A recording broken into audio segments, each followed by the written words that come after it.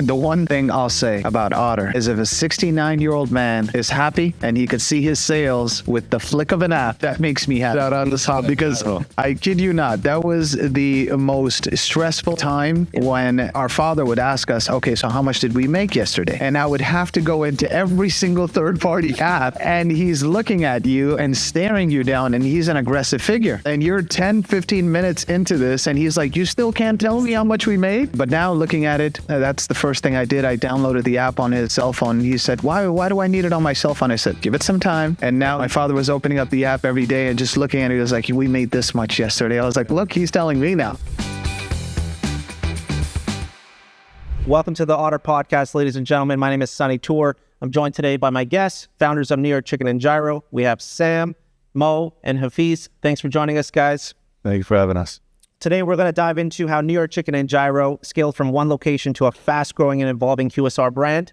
We're also going to break down how Otter's all-in-one restaurant ecosystem provides a plug-and-play foundation for scalable, franchise-ready brands. Mm-hmm.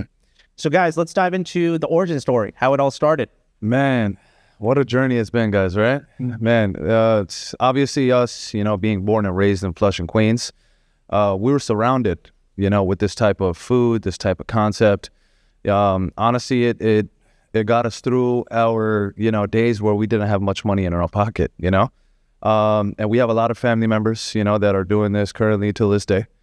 And as a young adolescent, my father would always joke, be like, man, if we brought this concept to Cali, it would have been crazy, huh?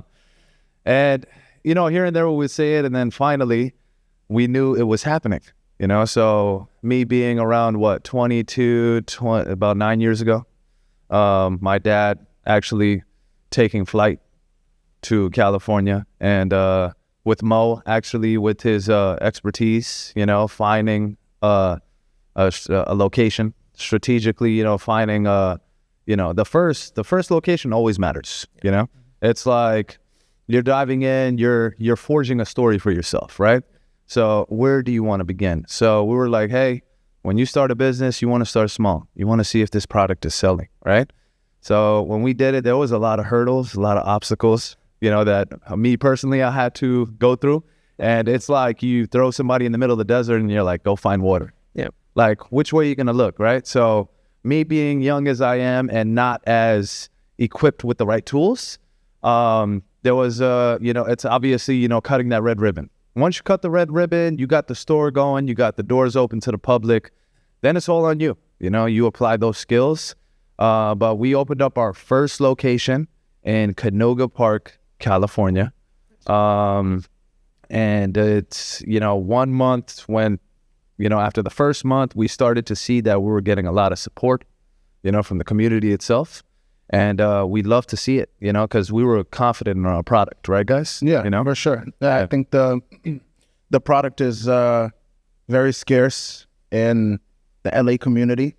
So that's in your favor when you're looking to open business, open shop in Los Angeles, going to new territory, seeing how the culture is, how people, are skeptical at first, when they're diving into something new, a new cuisine. But once you get them in the store and you present what your product is and how well it tastes, you have that sense of loyalty with the customer to come back and visit you again. And, any business is in a business of reoccurring customers. That's how a business stays in business and stays relevant. And I think the origin story is very close to our hearts, because doing it in a different territory, especially with family, it gets a little, it's fun, but then it's also like you come into new territory together. And I wanted to actually add a few details, it won't be too long, and I remember we ran out of money in opening our first location, and my father was like, we're out of luck. So I'm good. What I'm going to do, obviously the health inspector had came in, right, told us what changes we needed to make in the store, because it was not an old restaurant, but there was a lot of changes that need to be made, to be up to standard to open, right? Because, obviously, if you're going to open up a restaurant, first thing people look at is cleanliness, professionalism and all of that. We had that, but obviously we didn't have the luxury to go to that extent of this table is made out of marble and all of that. No, you got to go down, So my dad was like, look, I'm going to catch a flight. I'm going to go back to New York. I'm going to do what I can. And he started to send me increments of money every single week. And I had to tackle those small things down in order for us to open, because it was taking time, but it was like every single day that passes, you're losing money. That's how you think as a businessman. So I just wanted to add that in there, and it was tough. It took me about 2 months, and we opened up, still remember to this day, June 13, 2017. And during Ramadan, so it was tough. And AC units is not working. Man, it was messed. Definitely. Yeah. That's a great story, guys. Yeah. Obviously, making the jump from the East Coast to West Coast, that's no joke, right? That's a difficult move. So we commend you guys for doing that. I'd love to dive into the menu, right? How did you guys build the menu? How did you test the menu? How did you refine the menu? How was that process? Well, the menu was pretty straightforward and simple in terms of, this type of food, this type of cuisine was always around us, when we were teenagers, throughout our whole life. So the tasting, that comes into play when you know what you're about to serve, but you also got to test it before you serve it to the public, And I think the taste was there. We were very confident with it. So that's why, we came to the West Coast to start it, because, in New York, you're not going to stick out like a sore thumb. Over here, people look at you, New York, halal. Yeah, it's a classic staple, right? Classic staple in New York. So when you bring it to the West Coast, you bring not just the food, but you bring your culture, what resonated with you, your, authenticity. Everything comes with the food, and I think, the menu just, as you could say, just spoke to us. It would be a big shock, because you see a lot of New York brands scattered. If it's pizza, if it's Italian food or whatever it is, and the question of the day is always for a new customer, is, are you guys originally from New York? Yeah. So when they would hear we're from New York, and they would hear the stories, and then they'll start test on New York, like, oh, what part? And then we'll answer all, obviously, according to all the, questions that they have. Yeah. They'll see it's authentic to the core. So it was very, I think, for us to start the business, especially pertaining to the menu, we wanted to keep it simple, thorough, because we noticed as individuals, when we walk into a restaurant or an establishment, when you have 50 plus items, 100 plus items on this menu, is so overwhelming that I'm not only am I waiting in line, by the time I get to the front counter, I still don't know what to order. So we wanted to make it easy, cutthroat, right to the T. Let them know, like, hey, don't even think, I'm gonna order for you. So there was a lot of instances, for sure, where we were ordering, like, you don't want that burger, man. You want the platter. Let's get that platter. You also want it for you. You also want to keep the same of what made New York, with that type of food. So whatever they, serve out there, the commonality of it, you bring it out with you, so that way it stays with you as a business owner. What type of food you serve. So just wanted to keep that level. Yeah, I mean, it's impressive that you were able to bring a classic New York staple over to LA while at the same time maintaining that quality, 100%. Right? And reassurance for your guests. Let's talk about the current state of the business, right? Currently, you guys are at 5 locations. Super impressive to see you guys shining in such a competitive market. Walk me through the process of launching a new location, right? How do you guys decide where to launch next? That's a tough question. You know, you really, it's a coin toss. But I know there are key factors that we look into when choosing a town or a zip code. Yeah. And that's specifically, you know, if there are late night vibes, you know, are there bars and lounges and hookah lounges, you name it, where people go out, you know, and, you know, study or hang out with friends. Yeah. Another thing would be universities, you know, if there are students. I know our ideal customer are students, people who go to high school and colleges, you know, have small pockets and just want something to eat real quick and fresh. And that's where we come to play, you know, with our $10, $12 plates. So that has a big factor in what we choose. And we look for culture too. There are a lot of very prominent towns and cities in LA that have some sort of culture, like the NoHo Arts District, right? Woodland Hills, which is becoming the downtown of the valley. Then you have Pasadena, Old Town Pasadena. It's you know, NASA and JPL and all those companies that have played their part in that town. So yeah, it's a difficult decision to make, but one that could be easy when looking for your, you know, ideal customer, with looking for if your food is going to do well here or if it already exists. Like Hafiz said, you know, our halal food that we do provide, the menu is very small, and it's easy to sell somebody on, and it's fresh, and it's very rare to find something like that here in LA yet. So we're trying to aggressively take advantage of that opportunity that we have. I remember having a interview with LA Eater, and they said, do you think halal food will become very common here in LA? I think, and I told them, I said it'll become so common, just as how it is in New York City, right? For sure. So for us to be here and take that advantage that we have, it's very, very promising for our brand to rapidly grow here in the LA greater community. For sure. That's great, guys. Yeah. You know, speaking of new locations, right? Once you have found that new site for your restaurant, you know, what are some of the logistics that go into building that location, right? From a design and implementation standpoint. That you would have to have a great team, and I think we have a great team. We start off with contractual agreements. You have to make sure the rent is affordable in that area, and your ticket size correlates with that. And number two, you have to have a great contractor. A contractor can save you time with the city, and it could also save you time on your game plan on how fast you want to open. An interior designer is also something that's very, very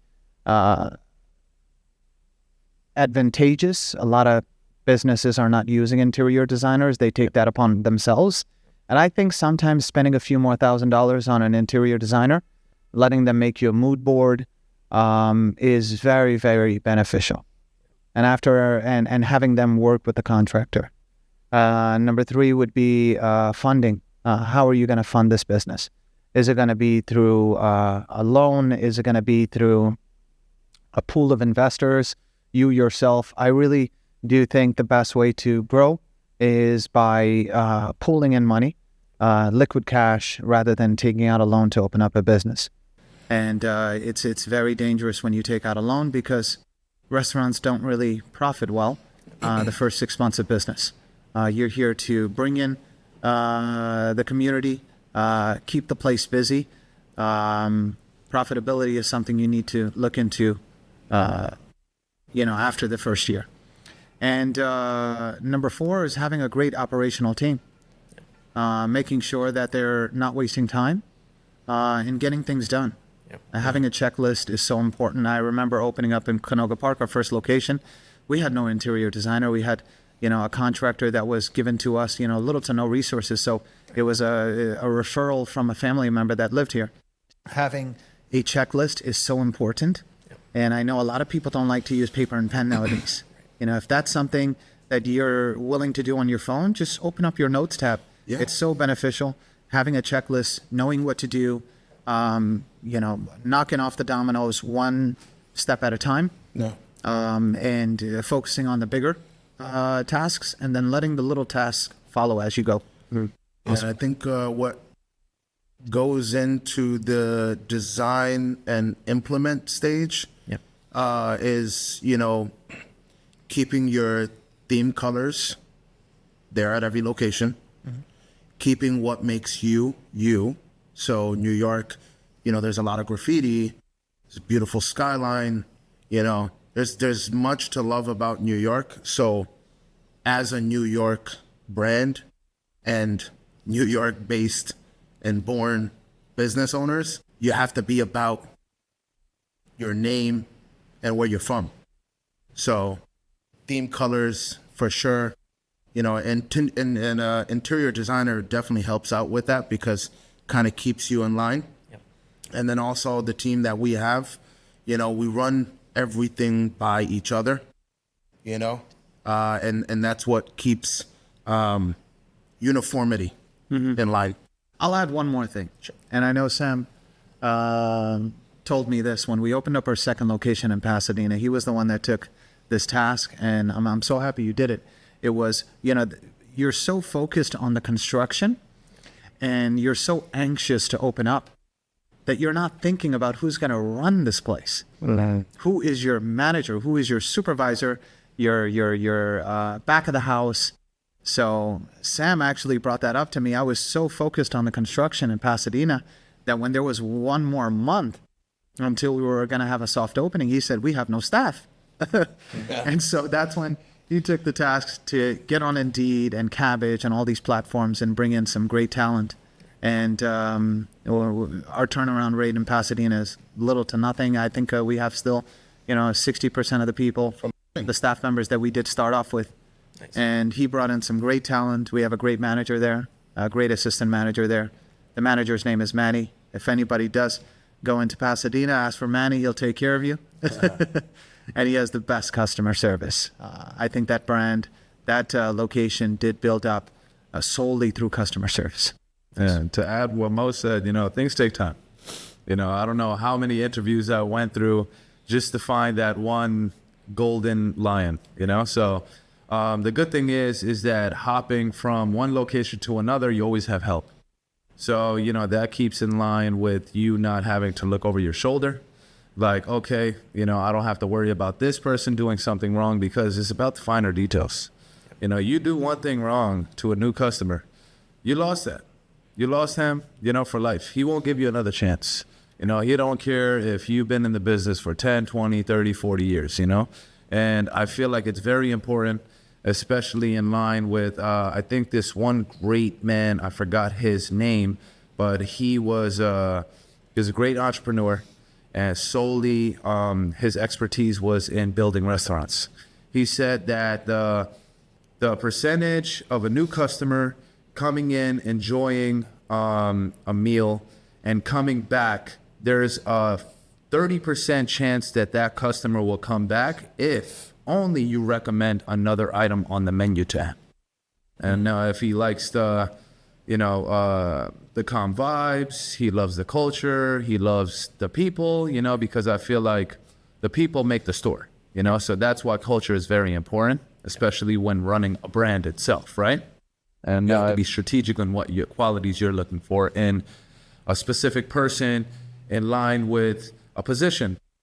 And and then from there, it's all on them. If they want to grow in the company, if they want to use the brand as a pit stop to gain the experience and, go over to another brand, that's on them. Yep. And then say that new customer comes back and has another great experience at your restaurant, there's a 70% probability that person is going to come back again. Now, if you secure a third good experience, and this goes out to, this goes to a lot of small business owners out there that, maybe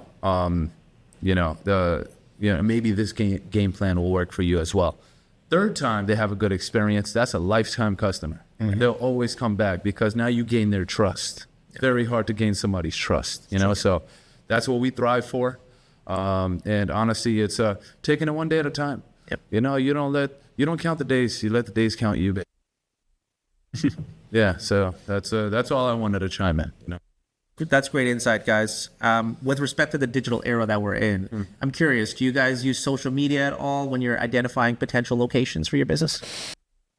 Social media is It's like It's when I started the Instagram page, it was 2018. I think 6 months after.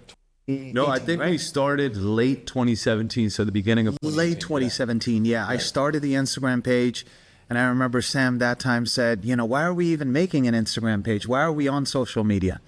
We don't need that stuff. Nobody's going to come in because they saw us on the gram or on Facebook. So, but when I did start the Instagram page, it was a slow growth. And I had this idea. This idea just came to me and said, let's make it fun. Let's make funny skits. Yeah. And let's just be fools and just make people laugh. Yep. And I think we started these funny videos, these funny skits, and it just took off. We had crazy engagement. We had people coming in because that time it was just one location. Hey, I saw you on the page. You made my day. That was so funny. Yeah. And it really made our day too. Having a customer come in because they saw us on the gram, buy food, have a nice, genuine conversation with us. It was everything. I really did enjoy that era.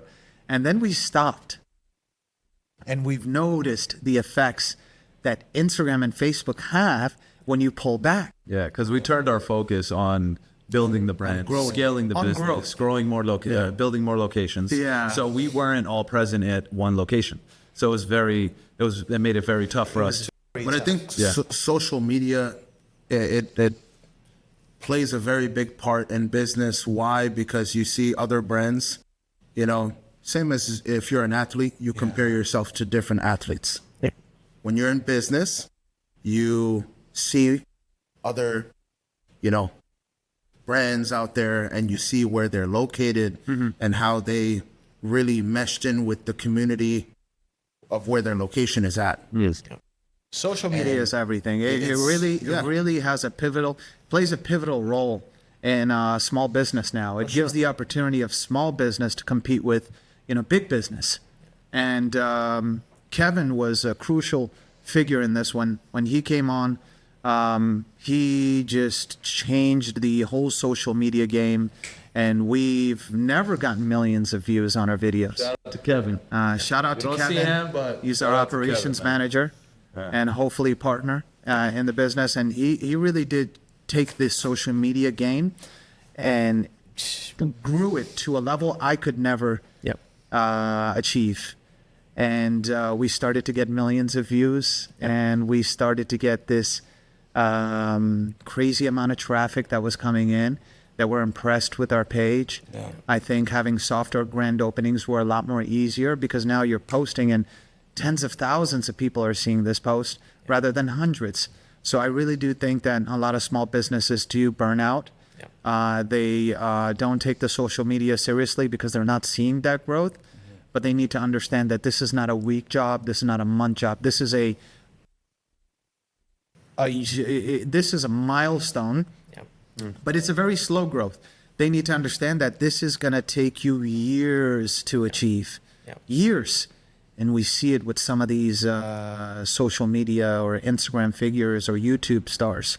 You see some of their first videos from years back, decades back. They're getting hundreds of views, thousands of views, but they never gave up. And I think small businesses should understand to never give up too on social media. That's right. It sounds like it's been a true team effort, right, to get to where you guys are.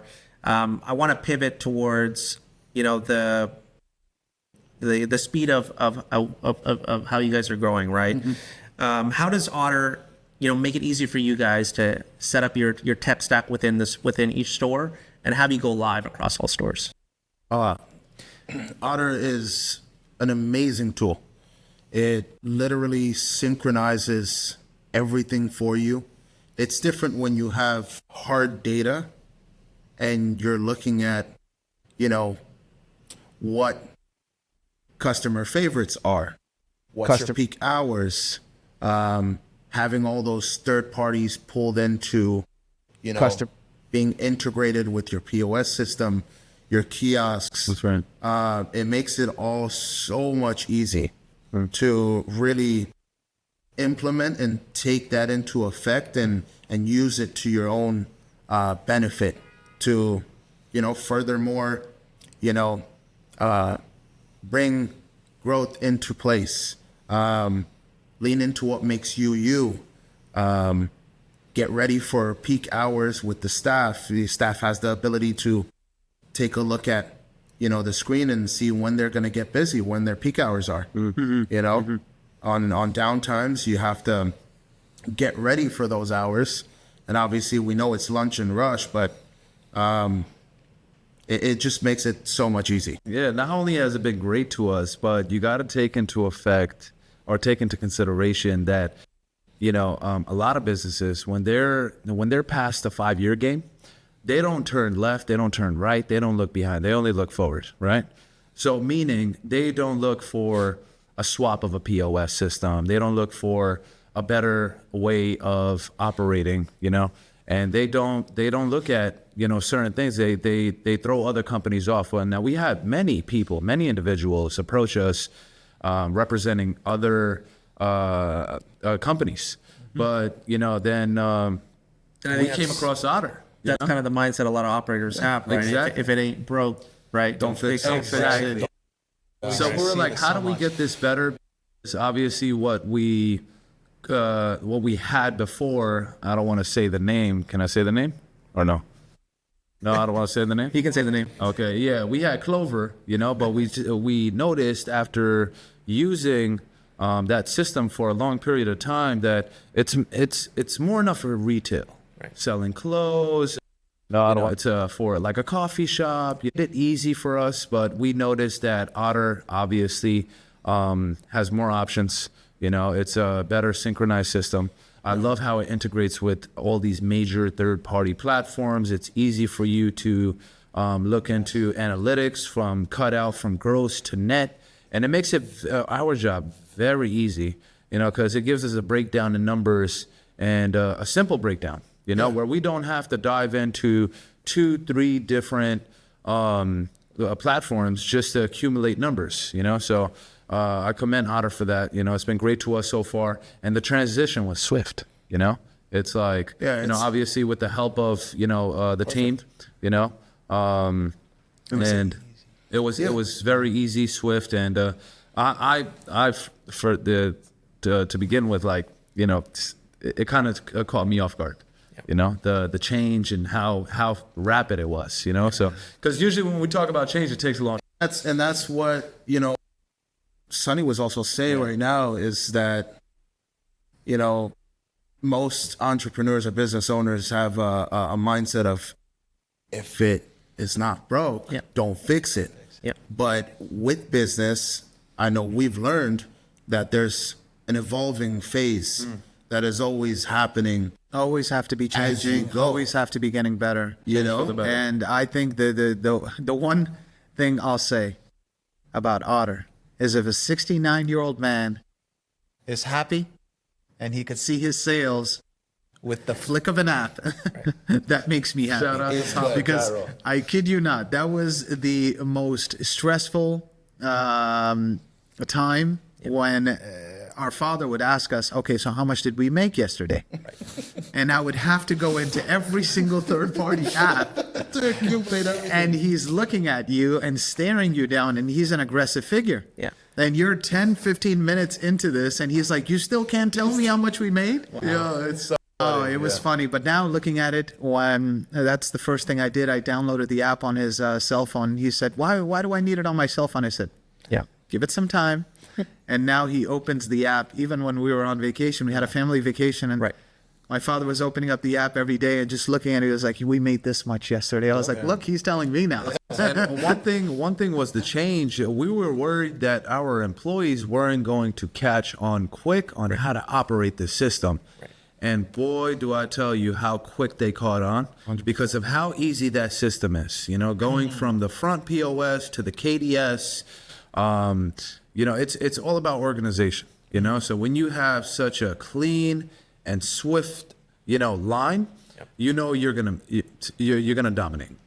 So, and I think also one more point to add on is the Otter team that has been helping us with, really integrating with how we do things in our operations. How fast you guys are to fix what needs to be fixed. Yeah. And help us streamline all of that, because it's tough when you have a change of POS system and you're focusing on growth. The lead time is great. You know, What's your favorite my favorite, aspect of Otter? of Otter is I know what mine definitely, is. definitely the analytics. Yeah. But when you seep in the Otter loyalty, that does it for me. I was gonna say loyalty. I'll change my answer. I love the self-ordered kiosk machine that you have. It's so simple. We had Toast. We had after Toast, I think we had Clover.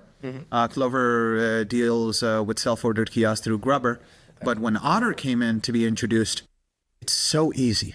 Yep. Oh, it's And it looks so good. And I don't know why a lot of people don't use black plastic. You know, the black Otter kiosk just looks so much more aesthetically pleasing. And it looks good. classy. And it's fast. It's easily fixable. It is. And it plays such an easy rule on how much you make. I like it that I can see how much I made because the kiosk and the self-ordered kiosk are all together. Yeah. Before, we would have to dive in between the kiosk. Okay, how much do we make on the kiosk? How much do we make on the POS machine? Yeah. And then we would go into the third-party app. So it really does save us a lot of time. Yeah. I used to have a secretary that would just do this in the morning. Right. She would go into all the apps. She would see how much we made. She would put it on an Excel sheet. Now it's so easy. You could see it through your phone, on the computer. So it really does save us a lot of time and money. One thing that I love that Hafiz said was the loyalty program and how easy it is for the customer to redeem their own rewards if redeemable. Wherever they are. We had another loyalty program before where that terminal was faced towards the employee and we had to manually do it ourselves. And so I find it, a game changer for us. Right. And especially for the customer. Now, if they want to use their rewards, that's on them. Now, you're not going to hear it like, hey, why didn't you give me my points? Right. Why didn't you do this? Why didn't you redeem my reward? Oh, no, you guys owe me a plate. Now, we don't have any of that because that terminal is faced to the customer, and they have the option of doing so. So I love that. The thing is that when a customer forgets to put their number in, and they have the receipt, they can just scan the Scan it, right? Have you noticed that? No, I know. It's sick. You scan the bottom QR code, you put your number, and you got all the points. Yep. And if you already did, it tells you. So I want to dive into your current tech stack with Otter. What does that look like today across your stores? Right now, we're using 2 KDS systems, 2 POS stations, registers, 2 self-ordered kiosks, and 2 handhelds. That's our whole stack for Otter. And my favorite part is the KDS system. We went from 1 to 2. And the reason why is it's so beneficial. I actually like it more than the thermal paper. Yeah. You see everything on the KDS system. You see the time on how fast you finished it. So it shows us how our performance is in the kitchen. We got a second KDS system because it helps the baggers double check the orders. We actually went from, I think, 3% down to 0.9%, so less than 1% of inaccurate orders. So our accuracy went up on the orders, and I think it was because of the KDS system. It's so easily read. It's so easily shown. It shows you all the modifiers, and a big part of our business is sauce, and it shows you all the extra sauce cups or bottles that the customer ordered, so you don't forget those in the back. I think before it was a ticket. Knock it off. You would make an item, you'd have to cross it off. You have to cross it off. We would actually use markers, yeah. Yes, you can actually cross off an item rather than the whole ticket itself on the screen. Yeah. And, it makes that much easier for the staff to really realize, hey, this is done. Let's not make that. Let's finish this order, get this one out, and it's all in order. So whatever comes, first come, first serve. You get that done, knock it off. Knock it It off. goes to the packaging station where they hand it off to the customer. And it's just kind of streamlined like that. So guys, since the change to Otter, right, I'd love for each of you guys to highlight one system or tool through Otter that has been a game changer for your day-to-day operations. Knock it off. I definitely would say the self-order kiosks. I know, especially over the course of years, we're living in a different era now, so I know everything is shifting and there's a lot of changes that are being made, especially in the restaurant world. And a lot of owners, they obviously they take into consideration that, okay, how do I profit more? How do I make more money? When you're at a standstill, now you have to cut costs. Now you got to be more strategic. Now the self-order kiosks, the reason why I love it is, say for instance, you could cut back on payroll, you could save more money. Obviously, with every year you have wages increasing at the first day of the new year, and you have, a bunch of stuff happening. This kind of, it creates that gear change, and for the staff in the kitchen to prioritize in making good food. Now, that's one of the reasons why I love the self-order kiosk, and it's so easy, it's so swift. The reason why I say that is because you have everything outlined, and it's obviously it's a step-by-step process for, if they click an item, it goes into the modification stage, and then it goes into extra sauces stage, and it tells you if you want to add on a drink or a side or anything like that. So I feel like it's made our lives easier. Anybody else that has, any experience with obviously self-order kiosks as an owner, I'm pretty sure they would say the same. And some people, when they walk in, they don't want to talk. And we've noticed that with a lot of customers. So now we have customers walking in, they won't even say hi. They'll go straight to that self-order kiosk, do what they need to do, and we'll see the tag, the signal being sent to the KDS, which obviously makes it easier for our staff. And boom, from 1 to 2 to out the door, Analytics. I'm a hard data guy. Yeah. Numbers guy. I want to see what works, what doesn't work. You hit that small little analytics tab, you get lost in it. You see So much stuff. what sells, what doesn't sell, what your peak hours are. And I think that helps us as business owners is if you see something that you're doing right, something that sells a lot, you lean into that with promotions, perhaps even maybe marketing that item, making it more easily accessible for people to order that item. And that leads into knowing already what people are going to like, and when you have the analytics too, where you see at what times you are going to get busy, it also helps a business owner to cut costs, as in, hey, maybe I'm, the last average week of, let's say we're talking about a Wednesday, we're coming up on our dinner rush. The average of the last couple weeks, it's been good around this time. So you get your staff ready for that time. Stock, do whatever you need to do, because when you have a rush, it's nothing that matters more than getting them out on time, having that presentation as well, because it's all it's all branding, it's all reputation, restaurant reputation. Otter gives you the freedom to really lean into what makes your business your business. I personally like the technology. I like the software that you get in the store. The KDS system is great. It brought our accuracy rate up. I know we suffered with that. We used to use markers a lot. Yeah. The ticket would come out.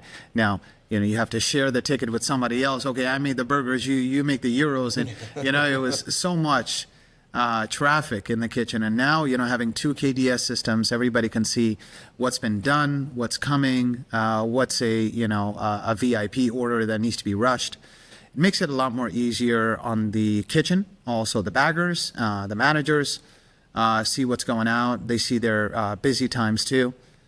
And it's great. The POS system is great too. It's so much more easier to use. When we implemented it, everybody went crazy. Yeah. I remember there was a time where we went from toast to clover, and there was a whole retraining process. And retraining your staff is one of the most difficult tasks that you can take. When we went into Otter, it was a lot more easier. It was very similar to the other POS systems we used, but a lot more better, faster. And the one thing I do like that Otter does is, and Clover never did this, we had a big issue with this, and was the gratuity side. The gratuity side would have to be done first, on our previous POS, and then you put your phone or you put your chip in, Right. And then you get charged. And a lot of older folk, they don't know that. So they would put their phone first, and then they would hit the gratuity, and they think it's done, and they would walk away. like that, yeah. And I'm like, oh, it's not done yet. You got to put your phone in. I did it already. No, it's after the gratuity. And so, that it makes it a lot more easier on the Otter side, because Otter takes your payment, saves it, and then the gratuity pops up, and the receipt pops up within seconds. I think it's like a fraction of a second. It's so much faster, especially when you have a long line, and everybody's waiting and anxious to get in and out fast. And so it's a lot more faster than our previous POS systems, and a lot more easier to retrain staff members too, and train new staff members that come onto our team. And I love how it shows you a chart of your customer and order volume. It gives the GM an idea of how to structure the schedule. And obviously, I emphasize payroll is very important, especially in running a business, because you could make as much money as possible, but if you don't have any control of your payroll, you're just eating into your profits. The thing I like that you just brought up, and it's a lead on to that, which is, if any third-party app shuts you down temporarily, you find out within a snap of a finger, because you get a notification on your phone. That's right. And it also pops up on the POS system. That has helped us tremendously. And I think we've lost maybe hundreds, if not thousands of dollars on a monthly basis previous to Otter, because we don't know. And sometimes managers are so busy on the line, they're splitting their time being on the line with their team and actually doing managerial duties. And so sometimes we would be a bit harsh on them too. Like, hey, you didn't know you were off on DoorDash. You got to keep an eye on it. The tablet is in the office and we're working in the kitchen. It's tough. And so now having that notification and knowing right away, and having your whole team download the app and have it too, so that when you don't see it, they see it. It saves us a lot of headache and a lot of time and a lot of money. That's a great point he made, because we had one day where I think our main third-party platform was shut down for 8 hours. And we were like, why is it so slow? And we go back into the back office, and I don't know who noticed, but it said orders paused for X amount of hours. So I love how Otter is like on top of the game. That's awesome, guys. Glad to hear that Otter was a seamless transition for New York Chicken and Gyro. Let's talk about some common problems that QSR operators face today, right? How has Otter helped solve for those problems, specifically for New York Chicken and Gyro? I would say menu performance. And I noticed a lot of restaurateurs, a lot of restaurant owners, they don't know what item is doing well, what item is not doing well, and it's just standing inventory. It's a waste of time and money. And a lot of these standing inventory items have expiration dates too. So the menu performance is great because it tells you what's doing well, and when something is doing well, you focus on that item. And I try to tell all this to all of my friends that also have restaurants. They want everything to do well. But it's not like that all the time. And when something is doing well, you focus on that item, promote it, do whatever you can to increase it, because it's easily scalable. And so menu performance is great. It's helped us out a lot.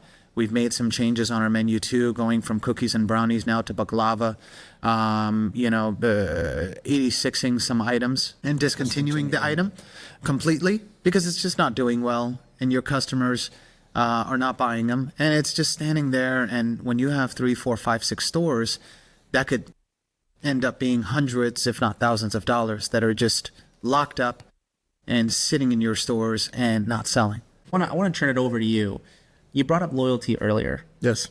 Right? How does Otter allow you to not only increase customer retention and drive, repeat growth? What are some differences have you seen between what you guys were using previously to now switching over to Otter POS and using Otter's loyalty? Some big differences. The previous loyalty program that we were using was only in-house. So you would have to come in, order, type your number, either yourself as a customer or have the employee do it. With Otter Loyalty, it's so much easier. You can go on Otter Pickup. We have Otter Pickup on our website right now, where you can easily use your points through there. You can come in also, type in your number on the screen. So on the POS system, it has our screen, but then on the customer side, it has a small little screen. You can type in your phone number, access it through there. Or if you forget, just like Mo said earlier, you can scan the barcode and access it through there. So when you have that, customer retention comes along with it, because it's also giving them some incentive to come back and visit you and use their points for whatever it may be. Maybe you're giving them discounts. Maybe you're offering them some free items. I know, we go to many staples, many franchises, and they have apps. Yes. You can order through the app. You can use your points through the app. You can see what free items you get with Otter Loyalty. Yep.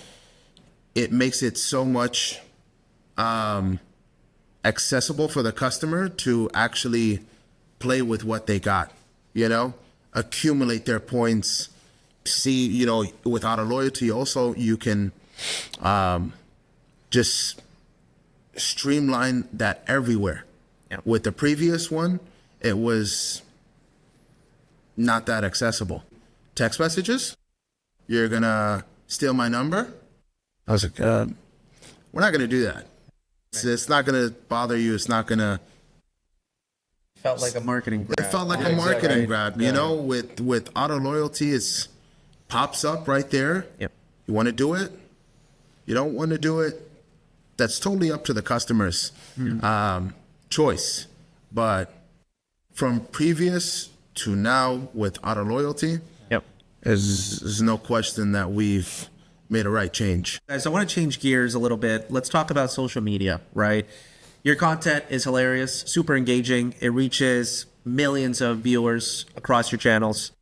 Tell me about your approach to social media, right? Who creates your content and how do you come up with these new ideas? I think in the beginning it was just going throughout the day. And then it would just come to us from a customer interaction to a phone call to us just being in the kitchen and seeing something hilarious. Like, let's make a video about let's make a video about And we noticed that like a lot of relatable content is the one that picks up a lot of traction, because people can sit there or wherever they are in their day, and they'll look at their phone and they'll be like, I can relate to this. Like, I've been in that position. So I feel like, that engages more, it's more engagement on the certain posts or that certain video.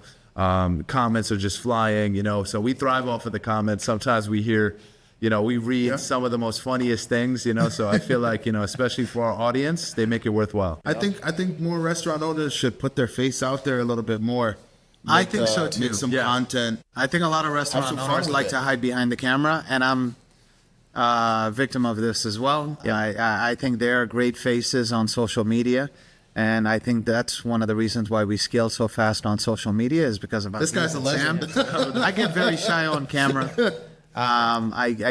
It's just not me. It takes 20. How much 20 takes to make one video with me? 24. I want to follow up to what you just said, right? What type of impact have you seen from your social media efforts in terms of, menu performance, new customers, awareness around the brand, and maybe even potential franchise interest? Oh, 100%. I feel like, social media is if not big, it's an enormous impact, especially if you're running a brand that considerably, you want on the front end of every single corner in the city. So we're all about brand recognition, because with that, I feel like, people can look at this and know exactly what it is that goes behind that brand, So I'm big on it. Actually, the team does a great job on setting up particular days in the week. If it's once every other week, we'll have the team come in and we'll get we'll get a bunch of content for about 3 weeks, so that will make our jobs more easier on focusing on what we got to do. And then on top of that, it'll give us enough time to build on creative skits or something relatable to that specific time, So, obviously you have NBA season, you have sports season in particular. Obviously, who doesn't like sports? Yeah. So we'll see a lot of particular things that happen in the course of the year that would be relatable. And then we would tackle that topic down and see how we can, do so many different things, with that to present and make a video out of it, So I definitely feel as if it has made a big impact, especially on sales, because I, for one, could say that even these big franchises such as McDonald's, just put it out there, they stopped promoting, they stopped advertising for a short period of time, and they saw their sales plummeted, a drastic amount. So that right there can give you a good insight on why it's so important to advertise when you think it's for nothing and it's so repetitive. It makes a huge impact on your sales. And how involved would you say you guys are with influencers today? Does that tie into your social media Social media strategy? influencers? Yeah. We love social media influencers. They do a great job benefiting our presence online. Yep. And we do invite them all the time, whether it's grand openings or promoting a specific location or a specific item. We always bring them in. And it's always when we're going into those busy seasons. Right. Like right now, we're going into a more colder season. Yep. There's football, there's NBA. We're always trying to follow those trends. And promote specific items during those seasons. Yep. And social media influencers do a great job at that too. At It its takes peak. a few collaborations To really see. and a few posts Yeah. for your customers to actually take that item or promotion or sale seriously. And At I its peak. noticed a lot of restaurant owners are a lot more older than us. At its peak. When we meet them, outside of work, they're in their 40s, 50s, 60s. And I feel as though they still haven't taken social media as serious as it should be taken. At its And peak. they'll start to understand that. And I think they're understanding that now. Going into 2026, At its peaks. unbelievable what it could do to a restaurant. Like there was a burger spot, I think, in North Hollywood that had a free collaboration with a influencer that loved their food so much. It was a smash burger concept. And that influencer came in and did his video. They're mostly done in the cars. Nowadays, they take it to go and they do it in the cars. Yeah. And that restaurant blew up from a free collaboration, something that they didn't even know was coming through the door.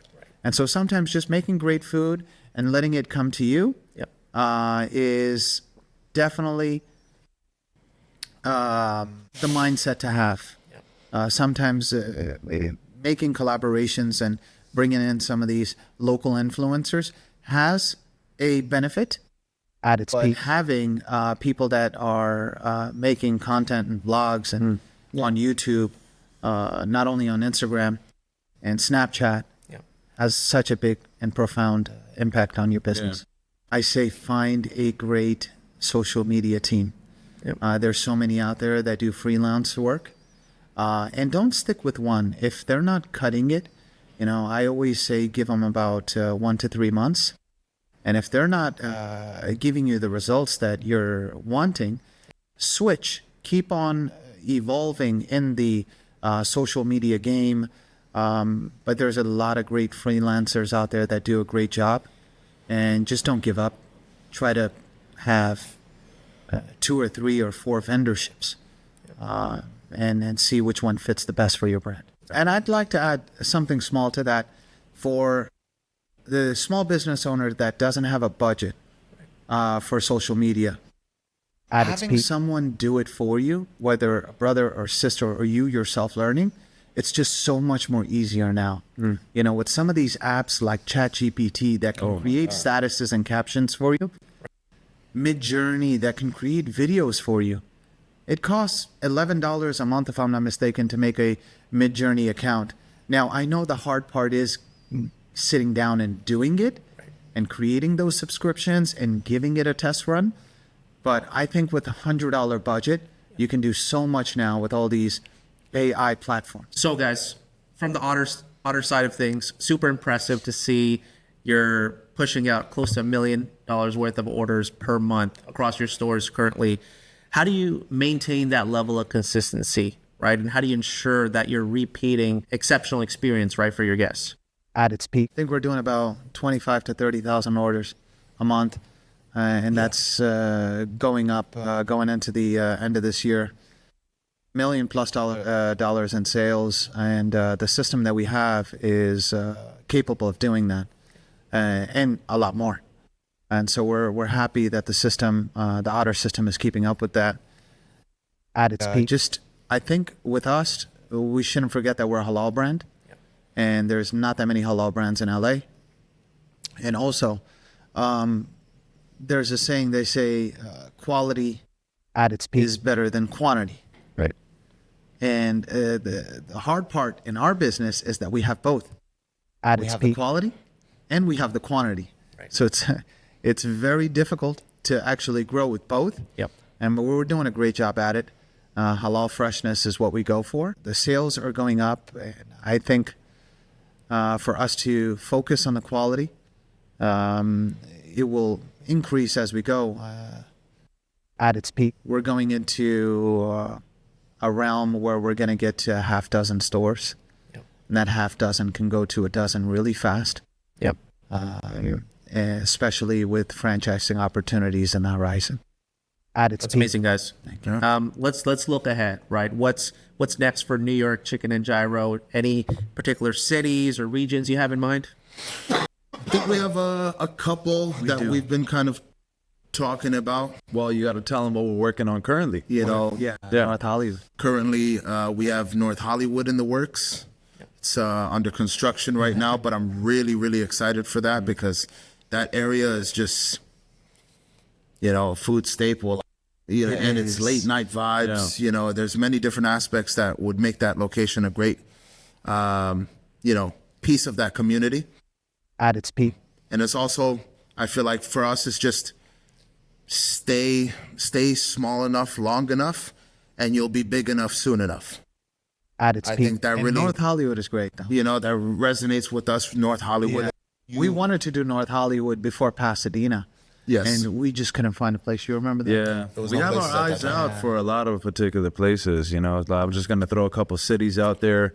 You know, we have our eyes out for Tarzana, Sherman Oaks, Northridge, Culver City, you know, Glendale. You know, so we want to tackle all the major cities in LA before spreading our roots elsewhere. You know, we want to be nationwide. We want to take it worldwide with this brand, you know, but obviously focusing on the inner parts first and then growing from there, I feel like would be obviously an aligned vision that we have. Yeah, I think we're also aligned on focusing on our front yard. This is our front yard. LA is our home now.